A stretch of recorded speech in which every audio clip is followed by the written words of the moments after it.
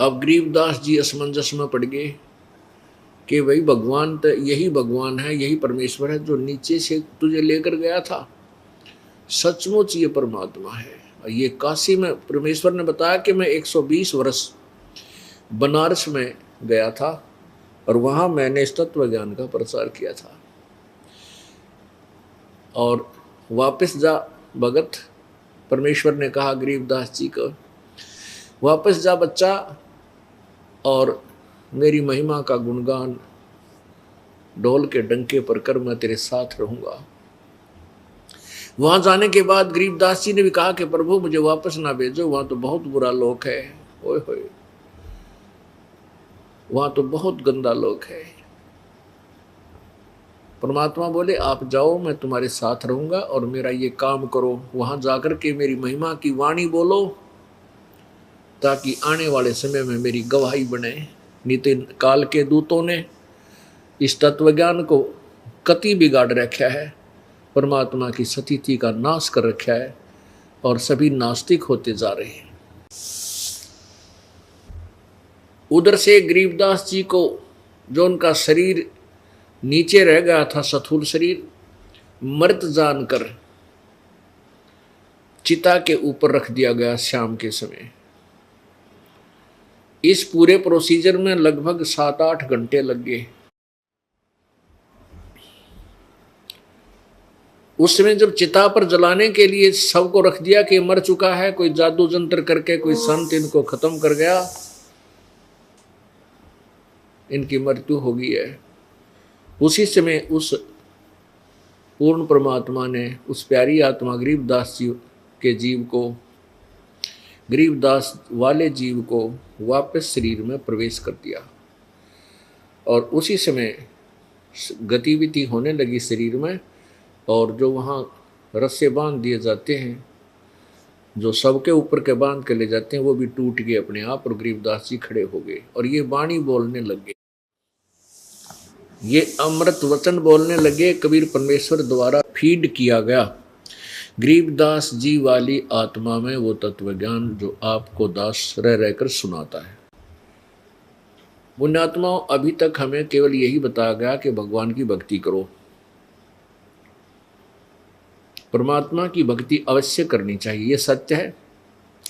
लेकिन परमात्मा कौन है, कैसा है, उसके पाने की विधि कौन सी है, ये सही नहीं बताई।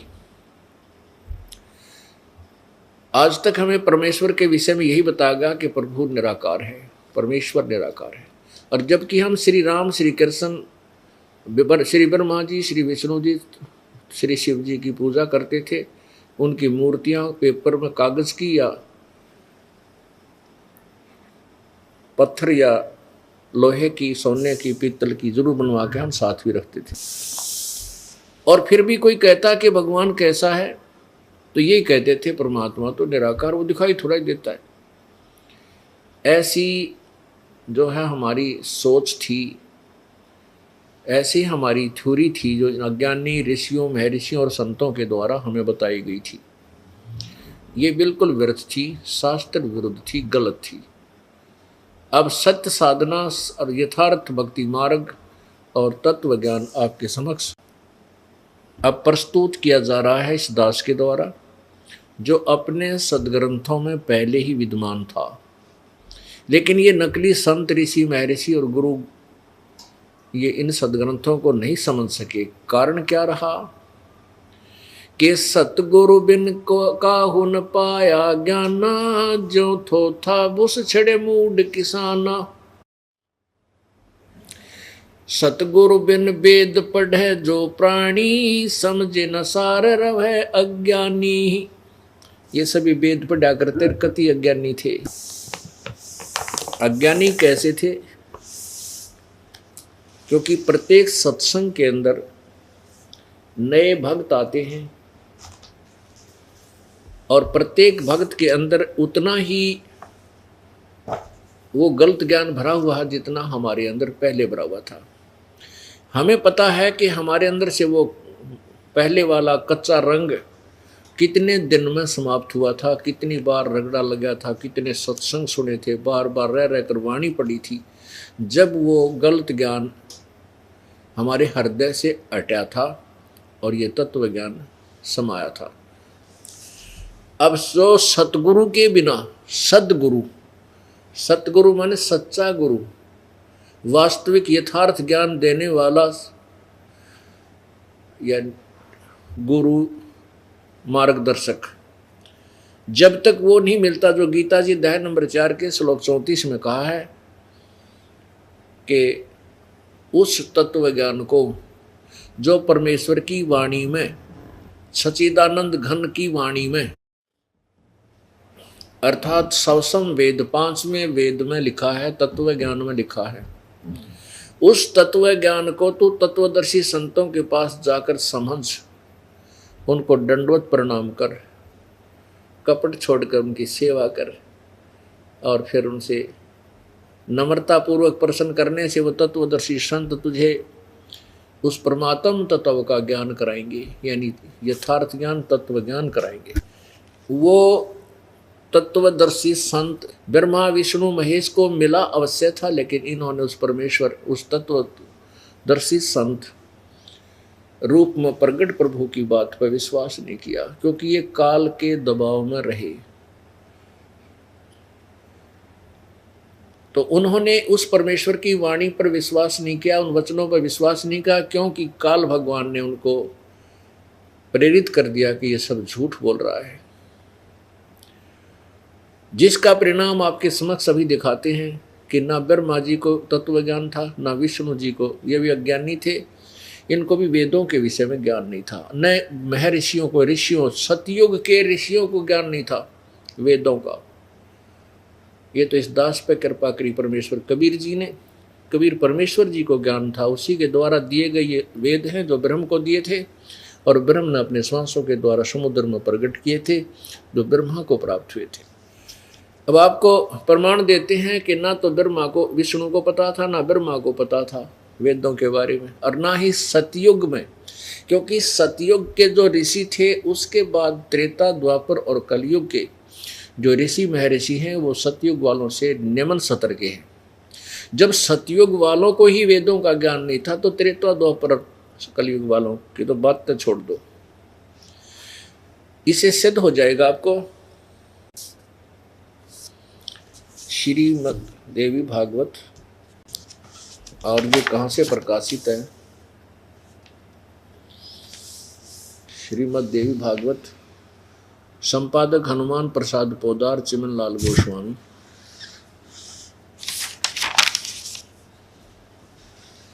प्रकाशक एवं मुद्रक गीता प्रेस गोरखपुर, गोविंद भवन कार्यालय, कोलकाता का संस्थान। इसके 414 पृष्ठ पर चलते हैं। ये देखिएगा, ये है 6ठा स्कंद, अध्याय 10 और 414 पृष्ठ, संक्षिप्त देवी भागवत। जन्म जय ने पूछा, किस युग में कैसा धर्म का स्वरूप है, इस संपूर्ण विषय को विशेष रूप से बताने की कृपा कीजिए। व्यास जी बोले, नृप शार्दुल सुनो, यहाँ से यही वार्ता ही चल रही है। राजन, यह निश्चय है कि सतयुग में ब्राह्मण वेद के पूर्ण विद्वान थे। देखो व्यास जी बता रहे हैं, जिन्होंने वेद लिखे, उनके द्वारा निरंतर भगवती जगदम्बा की आराधना होती थी। भगवती का दर्शन करने के लिए उनका मन सदा ललायित रहता था। गायत्री के ध्यान, प्राणायाम और जप में वे अपना सारा समय व्यतीत करते थे। माया बीज का जाप करना उनका प्रधान कार्य था। प्रत्येक गांव में शक्ति मंदिर का उद्घाटन हो, इस विषय की उनके मन में बड़ी उत्सुकता थी। प्राय सब लोग सत्य, दया और शौच से युक्त होकर अपना कार्य संपन्न करते थे। तत्व ज्ञान के पारगामी उन ब्राह्मणों द्वारा जो भी कर्म होता था, उसमें सत्य, शौच और दया, ये तीनों गुण निहित होते थे। अब देखो, इनको तत्व ज्ञान के पारगामी विद्वान बताया। अन्यों का ये देवी की पूजा करते थे, सतयुग में ब्राह्मण लोग कहें वेद के पूर्ण विद्वान होते थे, दुर्गा की पूजा करते थे। और दुर्गा कहती हो भगवान तो कोई और है, वो ब्रह्म की तरफ संकेत करते हैं। अब आपको दिखाते हैं, अब 562 पृष्ठ पर आपको दिखाते हैं कि दुर्गा खुद कहती है कि ब्रह्म का जाप करो, वही उसी पर पूरा टारगेट लगाओ, उसी को पाने का उद्देश्य करो। अब बताओ, ये थे सतयुग के ब्राह्मण और वेद के विद्वान, पारगामी विद्वान, पूर्ण विद्वान। ए परमात्मा यूं बैठा बैठ रहा था इस भक्ति मार्ग का अभी तक।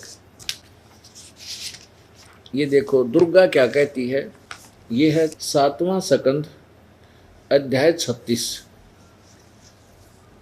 ये 36वां अध्याय यहाँ से प्रारंभ होता है। देवी द्वारा हिमालय को ज्ञानोपदेश, ब्रह्म स्वरूप का वर्णन। श्री देवी जी कहने लगी, पर्वतराज जिस प्रकार योग युक्त होकर मुझ ब्रह्म स्वरूपा देवी का ध्यान करे, यह ध्यान आसन पर भलीभांति बैठकर अहेतुकी भक्ति के साथ साधना करे। यहाँ तक इसने अपने नंबर बनाया, मेरी भक्ति कर। अब यहाँ बता रही सच्चाई, उस ब्रह्म का क्या स्वरूप है यह बतलाया जाता है, जो प्रकाश रूप सबके अत्यंत समीप में स्थित हृदय रूप गुहा माने गुफा में स्थित होने के कारण गुहाचर नाम से प्रसिद्ध और महान पद अर्थात परम प्राप्य है। वह समस्त प्रजा के ज्ञान से परे है, अर्थात किसी की बुद्धि में आने वाला नहीं है। तुम जानो, उसी के बारे में लिखा है यहाँ पर। जो परम प्रकाश रूप है, जो सूक्ष्म से अति अत्यंत सूक्ष्म है, जिसमें संपूर्ण लोक और लोकों में निवास करने वाले प्राणी स्थित हैं, वही ये अक्षर ब्रह्म है। वही सबके प्राण है, वही सबकी वाणी है और वही सबके मन है। वह यह परम सत्य और अमृत अविनाशी तत्व है। सौम्य उस वेदने योग लक्ष्य का तुम वेदन करो, मन लगाकर उसमें तन्मय हो जाओ। यानी उस, अब देखो यह दुर्गा भी कितनी विचलित है। अब ये अक्षर ब्रह्म बोल रही है, अक्षर ब्रह्म का ध्यान करो। अक्षर माने अविनाशी, ब्रह्म माने परमात्मा। और आगे क्या कहती है कि वो ब्रह्मलोक में रहता है। ब्रह्मलोक में तो ये ब्रह्म काल रहता है। अक्षर ब्रह्म, वैसे तो अक्षर जैसे ब्रह्म, क्षर ब्रह्म, अक्षर ब्रह्म, परम अक्षर ब्रह्म, तो अक्षर ब्रह्म पर ब्रह्म की तरफ संकेत होता है। फिर भी ये उलट पुलट ज्ञान से हम सिर्फ इतना निर्णय लेना चाहते हैं कि दुर्गा तो कह रही है कि किसी और की भक्ति करो, वो भगवान है पूजा के योग्य। और वो वेद के सतयुग वाले ब्राह्मण, वेद के पूर्ण विद्वान कह रहे हैं कि वो दुर्गा की पूजा करते हैं, वो वेद के जानने वाले। वेदों में कहीं नहीं लिखा है कि दुर्गा की पूजा करो। केवल एक परमात्मा की उपासना के लिए ही टारगेट है। लेकिन इतना अवश्य है कि जैसे ब्रह्म की साधना, वो कहता है मेरी साधना करनी है तो इसका ये नाम है और इसकी उपलब्धि जन्म और मृत्यु सदा बनी रहेगी, लेकिन ब्रह्मलोक प्राप्त हो जाएगा। और ब्रह्मलोक, गीता जी अध्याय नंबर 8 के श्लोक 16 में लिखा है कि ब्रह्मलोक पर्यंत भी सभी प्राणी वहाँ गए, वो भी वापस आते और सब प्रलय के माही विनाश होता है। केवल उस परमेश्वर, कबीर परमेश्वर पूर्ण ब्रह्म को प्राप्त प्राणी कभी जन्म मृत्यु में नहीं आते। वो परम अक्षर ब्रह्म है, जो गीता जी अध्याय नंबर 8 के श्लोक नंबर 1 और 3 में जिसके विषय में, और फिर 8 से 10 श्लोक में, और 18 से लेकर 20 श्लोक 21 श्लोक में 8वें अध्याय में, और 18वें अध्याय के 62वें श्लोक में, 18वें अध्याय के 46वें श्लोक में, 18वें अध्याय के 64 और 66वें श्लोक में स्पष्ट किया हुआ। और भी बहुत से श्लोक हैं जिनमें उस पूर्ण परमात्मा के विषय में कहा गया है। अब देखो, अब दुर्गा बता रही है सौम्य उपनिष्ठ उसी वेदन करो, यानी उस वेदने योग्य लक्ष्य का तुम वेदन करो, अर्थात उस परमात्मा की और भगवान बता रही है उसकी भक्ति करो। सौम्य उपनिष्ठ में कथित महान अस्त्र रूप धनुष लेकर उस पर उपासना द्वारा तीक्ष्ण किया हुआ बाण संधान करो। फिर भावानुगत चित्त के द्वारा उस बाण को खींचकर उस अक्षर ब्रह्म को ही लक्ष्य बनाकर भेदन करो। परमण, ये ओम धनुष है, ये उपमा अलंकार है। यहाँ ओम धनुष को, धनुष मीन ओम तो मंत्र है उस ब्रह्म का, और जीवात्मा बाण है, और ब्रह्म को उसका लक्ष्य कहा जाता है। कहते हैं जीवात्मा ने ओम का जाप करके ब्रह्म की प्राप्ति करनी चाहिए, इति सिद्धम, इसका अर्थ सीधा सही हो।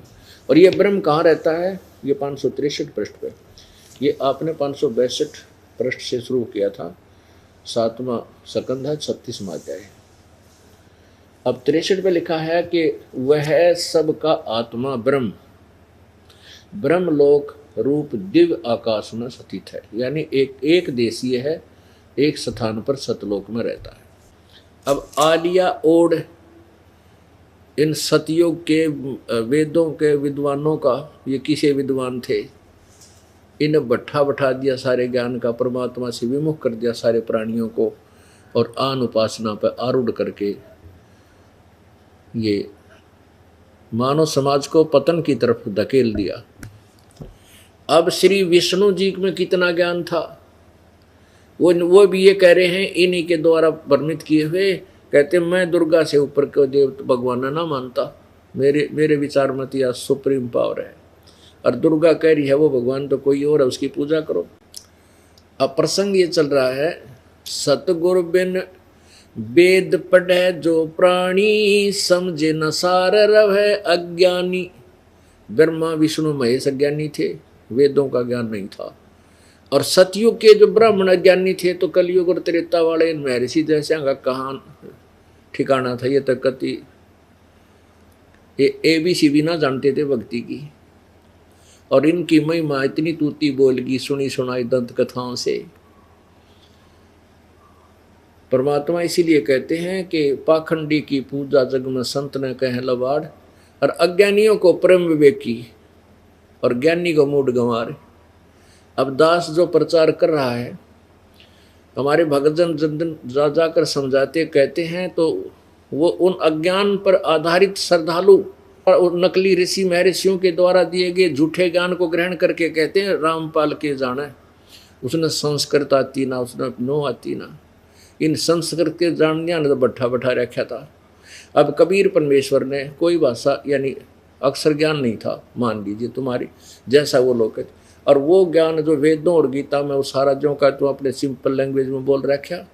तो संस्कृत चाहे अंग्रेजी लैंग्वेज है, चाहे संस्कृत भाषा है, या अपनी मातृभाषा लोकल भाषा, चाहे पंजाबी है भाषा है, भाषा का काम अपने विचारों को दूसरे तक पहुंचाना है। उस भाषा में ज्ञान क्या है, वो ज्ञान सही होना चाहिए, भाषा कोई भी हो। अभी तक एक पाठ बन गई थी संस्कृत, बस संस्कृत जो बोलता था बस वो तो विद्वान कहलाता था। जैसे वर्तमान में कोई अंग्रेजी बोल देते उसके मुंह का नहीं देखते, वो बड़ा पढ़ा हुआ है कि टट्टू पढ़ रहा है, बता वह बात अपनी सिंपल भाषा में बोल दे, वह अंग्रेजी में बोल दे, का बात तो उतनी है।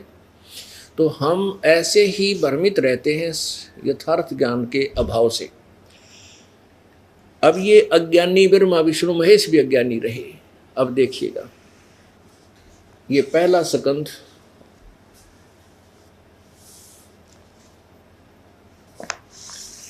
और प्रश्न नंबर 28, ये प्रश्न नंबर 28 और यहां से ये शुरू होता है।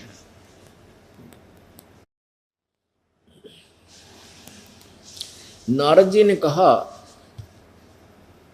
महाभाग व्यास जी, तुम इस विषय में जो पूछ रहे हो, ठीक यही प्रश्न मेरे पिताजी ने भगवान श्री हरि से किया था। देवा अधिदेव भगवान जगत के स्वामी हैं। विष्णु जी के विषय में नारद बोल रहे हैं। लक्ष्मी जी उनकी सेवा में उपस्थित रहती है। दिव्य कौस्तुमणि उनकी शोभा बढ़ाती है। वे शंख चक्र गदा पद्म लिए रहते हैं। अब ज़्यादा ना पढ़ के यहाँ पूछते हैं। ऐसे जगत प्रभु भगवान श्री हरि महान तप कर रहे थे। विष्णु जी उनकी समाधि लगी थी। यह देखकर मेरे पिता ब्रह्मा जी को बड़ा आश्चर्य हुआ। उन्होंने उनसे जानने की इच्छा प्रकट की। ब्रह्मा जी ने पूछा, प्रभु ब्रह्मा जी ने विष्णु से पूछा, प्रभु आप देवताओं के अध्यक्ष, जगत के स्वामी, भूत भविष्य एवं वर्तमान सभी जीवों के एकमात्र शासक हैं। भगवान फिर आप क्यों तपस्या कर रहे हैं और किस देवता की आराधना में ध्यान मगन है? मुझे असीम आश्चर्य हो रहा है। आश्चर्य तो यह हो रहा कि आप देवेश्वर एवं सारे संसार के शासक होते हुए भी समाधि लगाए बैठे हैं। अब यहाँ बताओ है, विष्णु जी बोले, ब्रह्मा जी के विनीत वचन सुनकर भगवान श्री हरि उनसे कहने लगे, ब्रह्मन सावधान होकर सुनो, मैं अपने मन का विचार व्यक्त करता हूं। देवता दानव मानव सभी यह जानते हैं कि तुम सृष्टि करते हो, मैं पालन करता हूं, संकर संहार क्या करते, किंतु फिर भी वेद के पारगामी पुरुष अपनी युक्ति से सिद्ध करते हैं कि रचने पालने और संहार करने की योग्यता जो हमें मिली है इसकी अधिष्ठात्री शक्ति देवी है। बस और ज्यादा ना पढ़ के हम यहाँ आते हैं।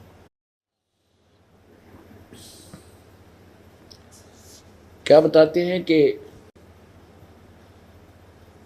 यह निश्चित बात है कि उस शक्ति के अधीन होकर ही मैं इस शेष नाग की सैया पर सोता हूँ और सृष्टि करने का अवसर आते ही जाग जाता हूँ। मैं सदा तप करने में लगा रहता हूँ, इस शक्ति के शासन से कभी मुक्त नहीं रहता। कभी अवसर मिला तो लक्ष्मी के साथ सुखपूर्वक समय बिताने का सौभाग्य प्राप्त होता है।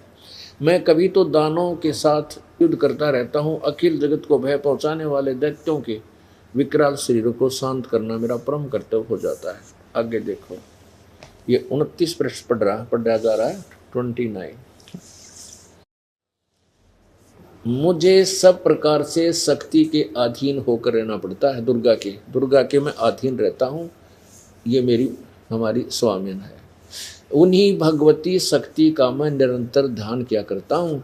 ब्रह्मा जी, मेरी जानकारी में इन भगवती शक्ति से बढ़कर दूसरा कोई देवता नहीं। ले भाई, ये आलिया ओढ़ हमारे भगवान के ज्ञान का ये कह रहे हैं, भगवान विष्णु जी कह रहे हैं कि मुझे मेरे विचार में जो मेरी जानकारी है, जहाँ तक मैं निर्णय पर पहुँचा हूँ कि इस दुर्गा से ऊपर कोई भगवान नहीं है। और दुर्गा कह रही है 562 पृष्ठ पर इसी देवी भागवत के। अभी आपने पढ़ा, फिर पढ़िए। 7वां स्कंद अध्याय 36 पृष्ठ 562। देवी कहने लगी, पर्वतराज, उस ब्रह्म का क्या स्वरूप है यह बतलाया जाता है, जो प्रकाश रूप सबके अत्यंत समीप हृदय रूप गुहा में स्थित होने के कारण गुहाचर नाम से प्रसिद्ध आदि वो परम प्राप्य है। वह समस्त प्रजा के ज्ञान से परे है और अर्थात किसी की बुद्धि में आने वाला नहीं है, ऐसा तुम जानो। उस परम प्रकाश रूप जो सूक्ष्म से अति सूक्ष्म है, जिसमें संपूर्ण लोक और उन लोकों में निवास करने वाले प्राणी स्थित हैं, वह अक्षर ब्रह्म है। वही सबके प्राण है, वही सबकी वाणी है और वही सबके मन है। वह यह परम सत्य और अमर अविनाशी तत्व है। सौम्य उस वेदने योग लक्ष्य का तुम वेदन करो, मन लगाकर उसमें तन्मय हो जाओ। अब सब ये क्या है कि सौम्य उपनिषद में कथित महान अस्त्र रूप धनुष लेकर उस पर उपासना द्वारा तीक्ष्ण किया हुआ बाण संधान करो और फिर भावानुगुत चित्त के द्वारा उस बाण को खींचकर उस अक्षर रूप ब्रह्म को ही लक्ष्य बनाकर वेदन करो। परवण धनुष है, यानी ओम उसका नाम है, मंत्र जाप है और जीवात्मा करने उसका स्मरण करना चाहिए और ब्रह्म को उसका लक्ष्य कहा जाता है। और वो कहाँ रहता है? वह यह सब का आत्मा ब्रह्मलोक रूप दिव्य आकाश में स्थित है। अब क्या बताया है? श्री विष्णु जी तो कह रहे हैं कि मैं दुर्गा तो ऊपर कोई भगवान नहीं मानता, मैं ईश्वर की पूजा करता हूँ, घोर तप करता हूँ और तप करके फिर राक्षसों को मारता हूँ। ये काल का भयंकर जाल है पुण्यात्माओं।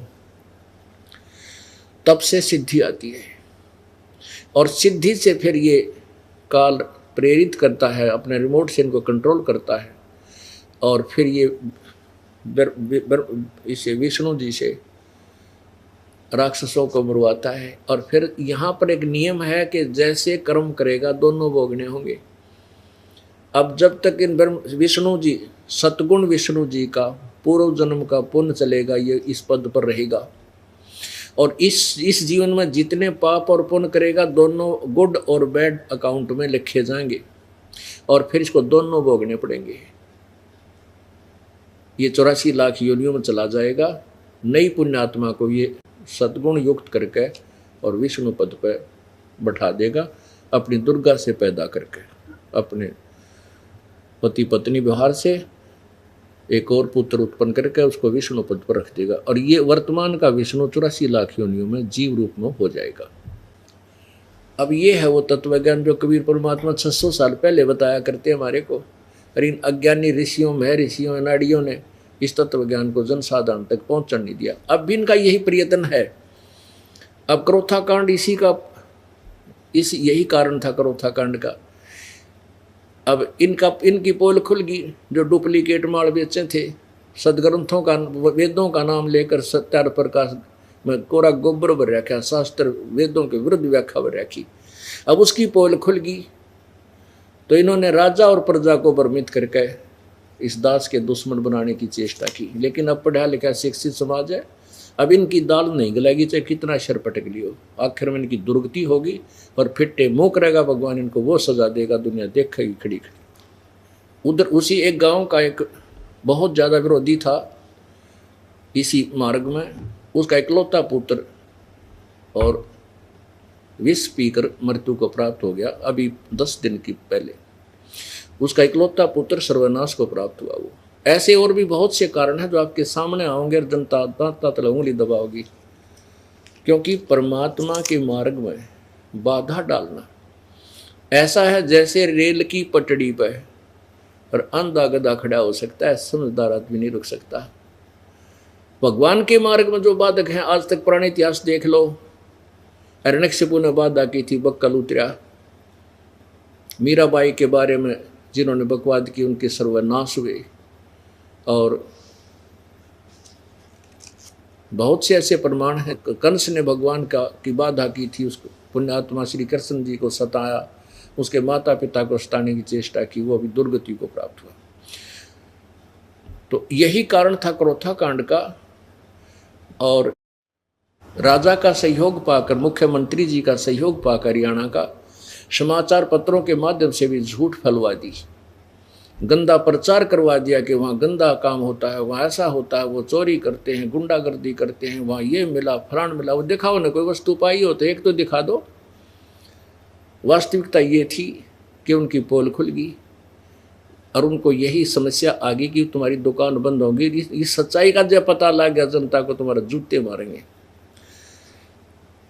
उन्होंने जनसाधारण के कल्याण से कोई लेना देना नहीं है, वो शत्रु हैं समाज के, और उस कीड़े को समाप्त करना अति आवश्यक है। इसलिए दास ये संघर्ष कर रहा है, अंतिम श्वास तक करेगा, क्योंकि ये आदेश परमात्मा का है, उसको टाला नहीं जा सकता। ये शरीर तक लाखों बार मिले, करोड़ों बार मिले, कितने एक्सीडेंट में समाप्त हो जाए, कि तो और 100 कारण बीमारी में, कैंसर से मर जाए आदमी, इस चीज़ की तो परवाह है ही नहीं। लेकिन ये ज्ञान आखिर सांस तक ढोल के डंके पर दिया जाएगा, ताकि समाज का कल्याण हो, समाज सुधार होगा और आत्मा उद्धार होगा इसी मार्ग से।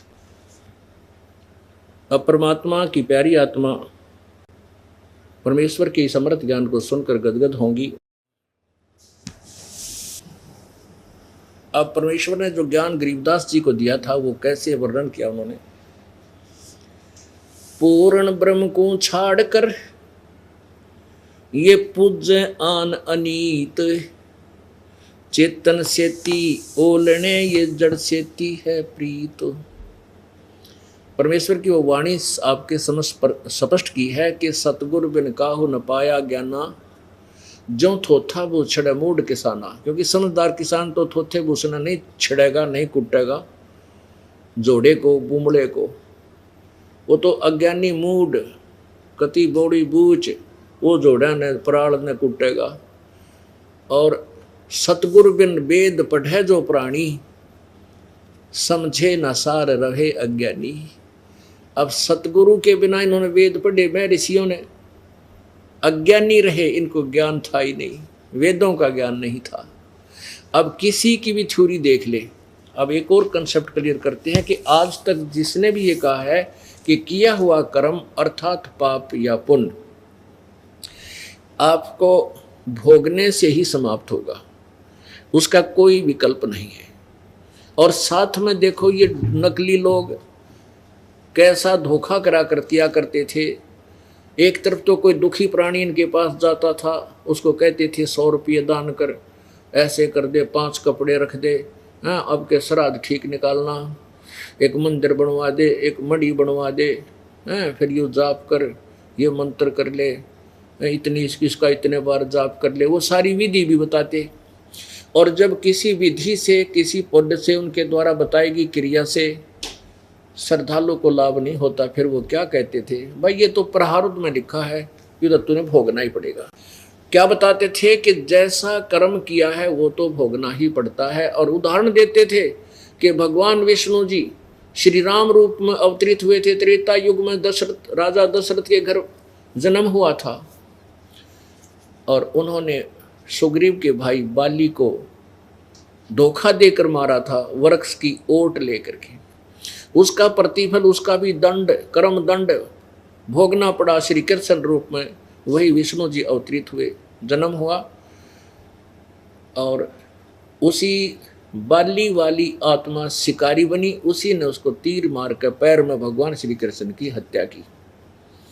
उसका बदला भगवान विष्णु ने भी कर्म दंड को, पाप को भोगना पड़ा, तो ये तो भोगना ही पड़ेगा। तो विष्णु क्यों ना भोगे, विष्णु को पता है को नहीं, ज्ञान नहीं, उस वेदों का पता नहीं। वेद में कह रखे कि परमात्मा घोर पाप न काट दे, पर उसकी विधि कोई तत्वदर्शी संत बताओगा, वो ही न मिले को ना।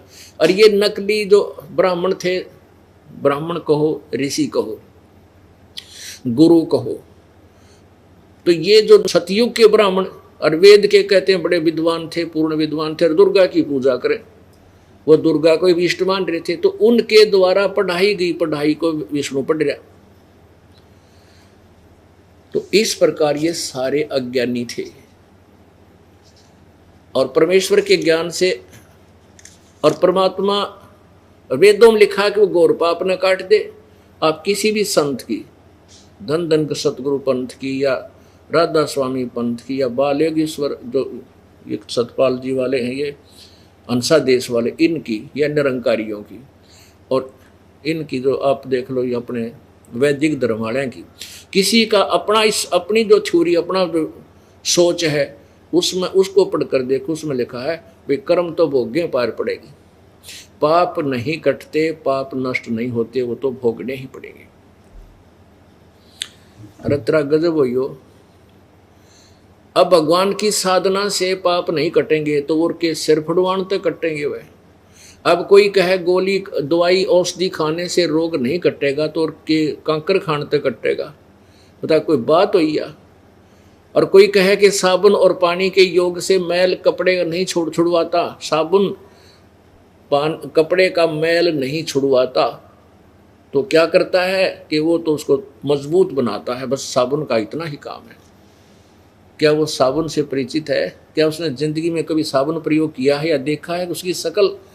ऐसे ही इन ऋषियों और महर्षियों की थ्योरी थी जो कहते हैं कि भगवान की साधना से, उपासना से, स्तुति से, प्रार्थना से परमात्मा पाप नहीं छोड़वाता, पाप नहीं कटते, दुख पाप कटना मीन दुख निवारण नहीं होते, पाप कटना दुख निवारण होना। कांटे से दुख, कांटा निकलने से सुख, पाप कर्म से दुख, पाप कर्म कट जाओ तो सुख।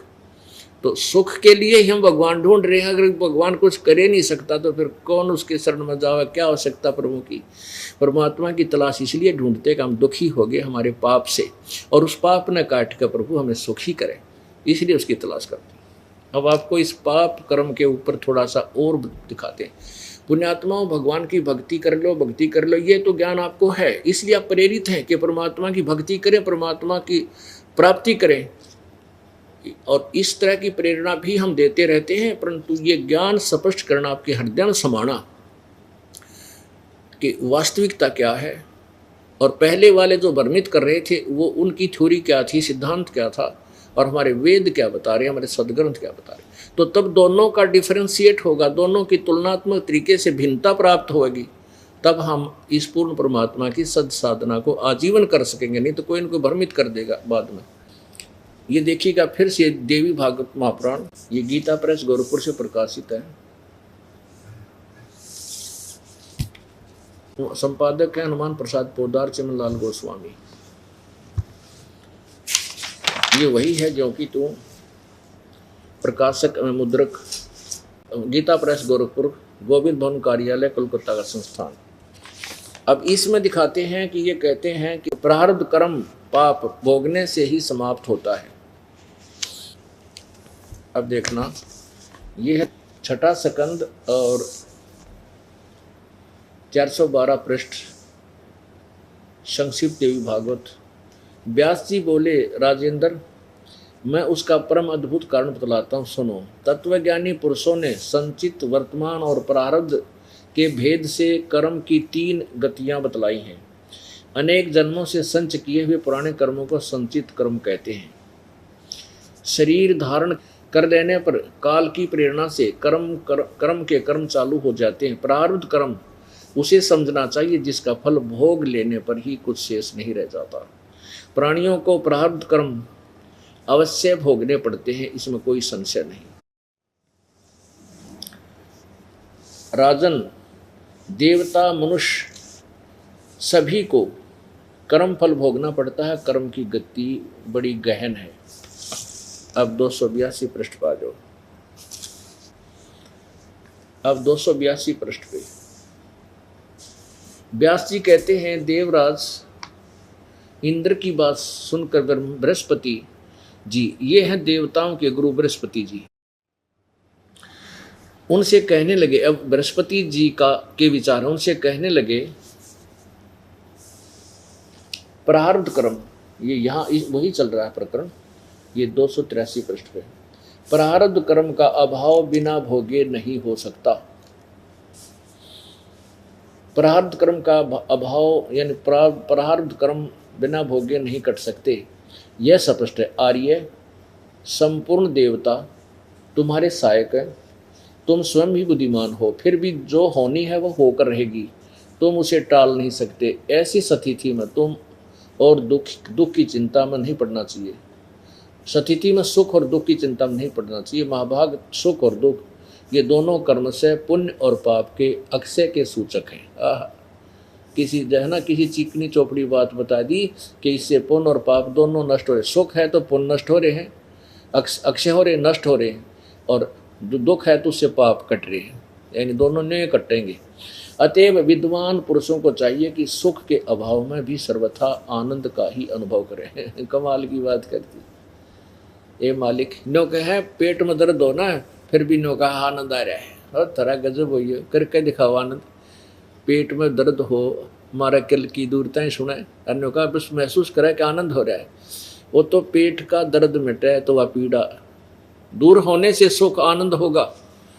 प्रारब्ध कर्म जिस कारण से, किसी भी कारण से पेट में पीड़ा है, और औषधि उसको नाश कर देगी उस दर्द को, फिर वो सुख महसूस करेगा। उस पीड़ा में सुख महसूस नहीं हो सकता। दुख में सुख को महसूस नहीं किया जा सकता। वो तो दुख को सुख में बदला जा, वो पाप कटे जिसके कारण दुख है तो वो ठीक हो। आगे देखो, अब ये तक देवताओं के गुरु की पोल खुल गई। ये क्या बता है, प्रारब्ध तो आपने भोगना ही पड़ेगा। और ये तो देवताओं के गुरु ने फाइनल कर दिया कि जैसे कर्म है वो तो भोगने पड़ेंगे। पाप, प्रारब्ध कर्म में लिखा हुआ पाप कट नहीं सकता, समाप्त नहीं हो सकता। दुख होगा तो दुख भोगना ही पड़ेगा, फाइनल हुआ। अब राक्षसों के गुरु, वैसे राक्षस नाम क्यों दर दिया? क्योंकि पहले सभी परमात्मा की साधना किया करते थे। कुछ थोड़े से स्वभाववश अन्य से थोड़े विपरीत हुए, तो वो पहले भक्तों ने उनको, यानी जैसे देवताओं का गुरु था और देवताओं सभी पूजा करते थे, तो जो गुरु मर्यादा में नहीं रहते थे उनको निकाल दिया जाता था।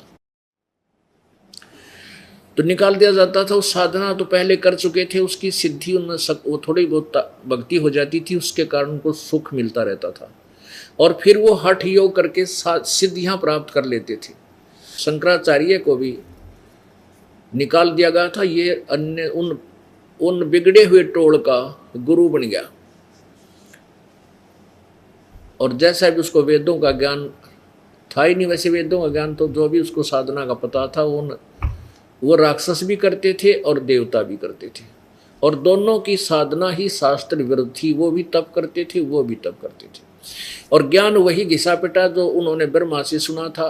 राक्षसों ने भी ब्रह्मा से सुना और देवताओं के गुरु ने भी, और राक्षसों के गुरु ने ब्रह्मा से सुना। और ब्रह्मा ना आपका नहीं पता न्यों का विष्णु को जगत गुरु, तीनों काल के जानने वाले, और आश्चर्य है कि तुम तो सर्वशक्तिमान और तुम भक्ति करो। और विष्णु जी किसकी भक्ति करे? विष्णु जी कह रहे मैं दुर्गा से ऊपर भगवान नहीं मानता। तो इन सब के ज्ञान का अब आपके सामने सत्र आ जाएगा, ये कितने ज्ञानी थे या अज्ञानी थे। अब आपको राक्षसों के गुरु जो प्रहलाद आदि के, जो उस परंपरा में जो गुरु थे, प्रहलाद वाले टोल के ग्रुप के, यानी वो भी भगत थे। प्रहलाद भी तो भगत था, भले ही फीत राक्षस की थी।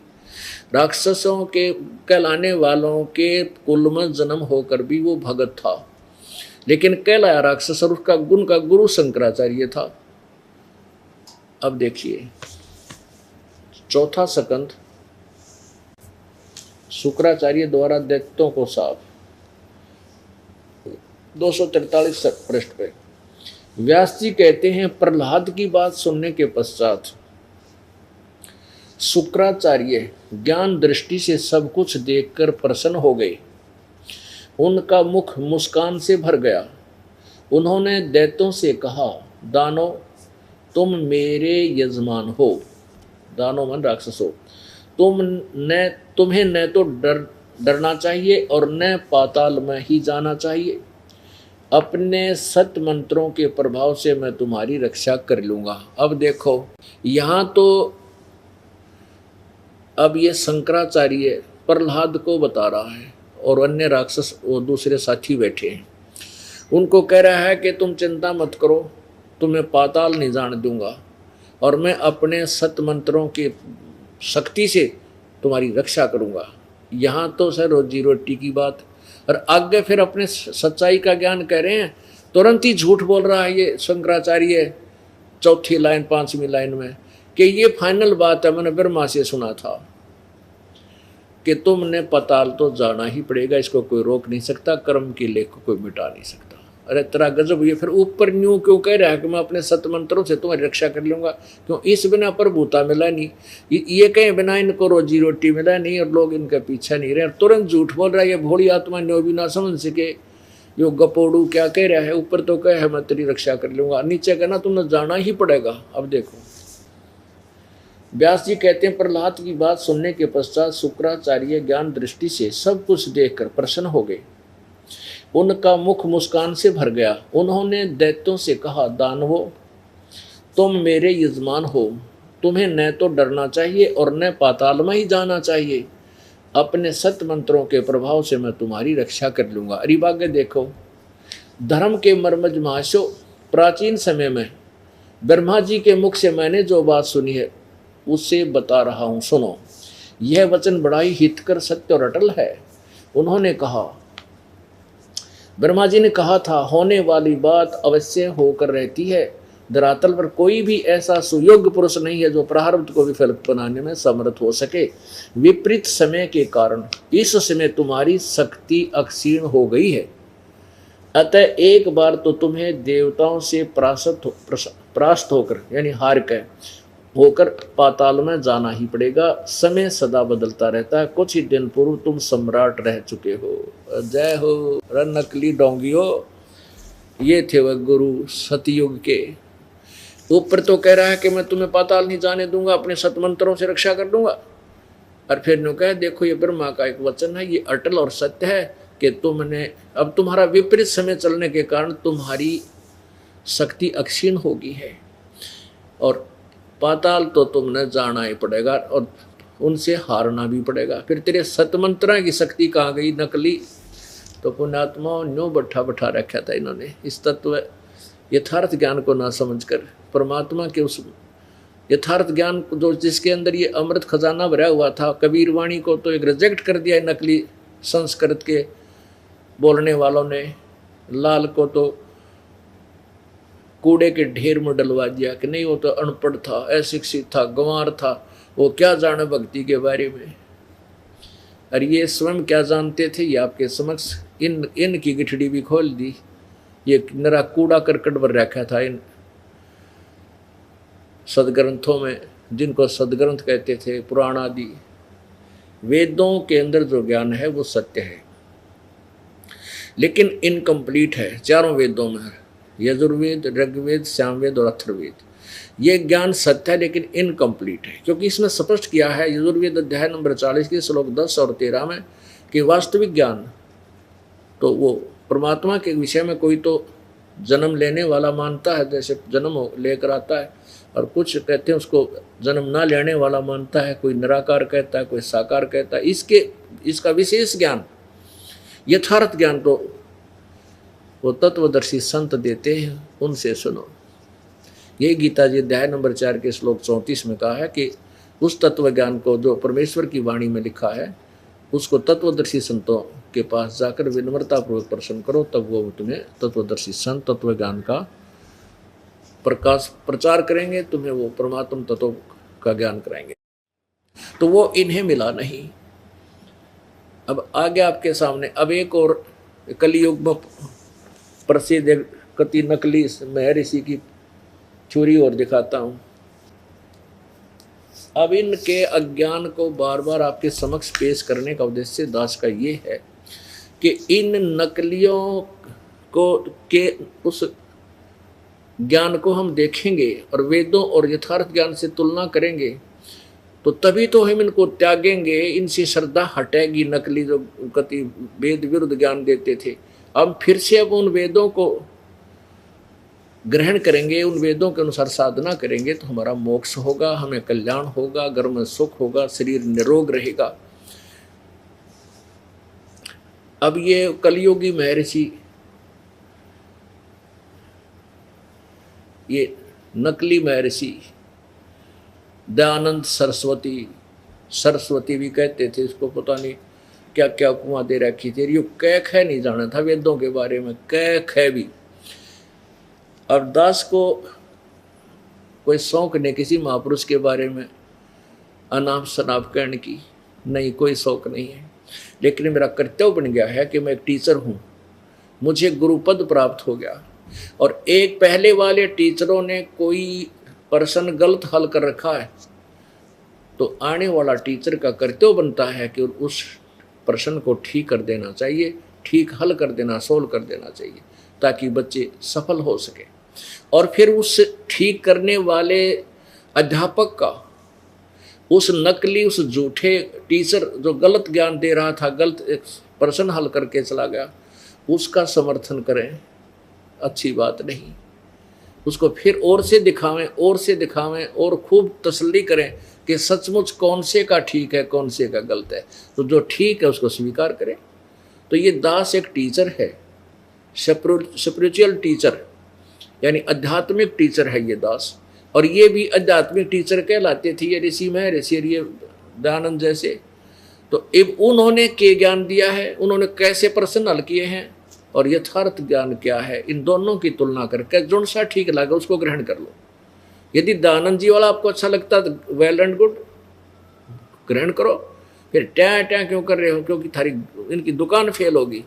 इनके पास कैक है भी नहीं था, इनको पता था कि हमारे अनुयायियों को भी ये पता चलेगा कि ये इतना गलत ज्ञान देकर चला गया, तो ये सारे रामपाल के पास जा करके कहीं कल्याण ना करवा ले था, तुम्हारे ये मठ बंद हो जाए, जहाँ लोगों से चंदा करके वो बकवाद करते फिरते हैं, झूठ बोलते हैं, इधर उधर की गप्पे मारते हैं, जैसे हमारे बारे में कितनी बकवादियाँ करी उन्होंने। तो वो उन्होंने इस डर से ये क्रोधाकांड करवाया, लोगों को भ्रमित कर दिया, ये हो रहा है, वहाँ पर ऐसा हो रहा है। यहाँ पर तो अमृत वर्षा होती है भगवान की सच्चे सतलोक दरबार के अंदर, और यथार्थ ज्ञान दिया जाता है। समाज सुधार और आत्मा उद्धार दोनों इकट्ठे किए जाते हैं। अब देखो ये महर्षि दयानंद वर्तमान का कलयुग का ऋषि ये सत्यार प्रकाश।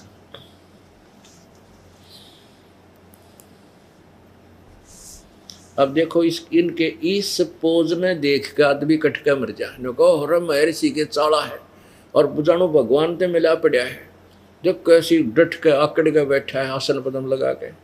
और देखो अब इसके ज्ञान का पता लग गया किसा विद्वान था। इनका सन 1824 से सन 1883 तक यानी 59 वर्ष की आयु में यूके के घर गाल गया। ये तो शुक्र है मालिक ने इसकी पहला माटी संगवा ली 59 साल की उम्र में।